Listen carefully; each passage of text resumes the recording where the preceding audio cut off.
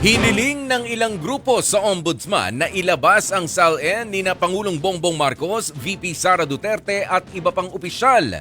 Hamon daw nila ito sa gobyerno kung seryoso sila sa laban kontra katiwalian. Narito ang report ni JC Cosico. Sa pangunguna ng grupong Akbayan, sama-sama ang ilang civil society groups na naghain ng letter request sa Ombudsman. Ang kanilang hiling, ilabas ang Statement of Assets, Liabilities and Net Worth o SALN ni na Pangulong Bongbong Marcos, Vice President Sara Duterte, dating Ombudsman Samuel Martires at mga opisyal ng mga Constitutional Commission. Ayon kay Akbayan President Rafaela David, mahalaga na masilip at makilatis ang kanilang yaman.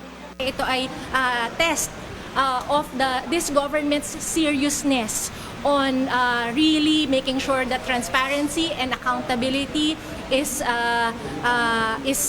the rule of the land, lalo na sa harap ng massive corruption scandal sa infrastructure at lalo na sa flood control.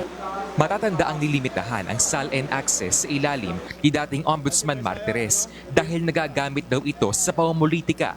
Pero biniligtad na ito ni Ombudsman Boying Remulla at inalis na ang restrictions o paghihigpit. We're hoping na yung parang tinago nung nakaraang 6 na taon or higit pa nga simula nung 2016 under the previous administration ay sana makita na natin once and for all. Malaking anomalya yung naging patakaran ni dating Ombudsman Martires na talagang hinarangan niya ang pagsasalabas ng SALN ng mga matataas na opisyales. Mahalagaan nila na mausisa ang SALN dahil dito malalaman kung nagsisinungaling ang isang public official.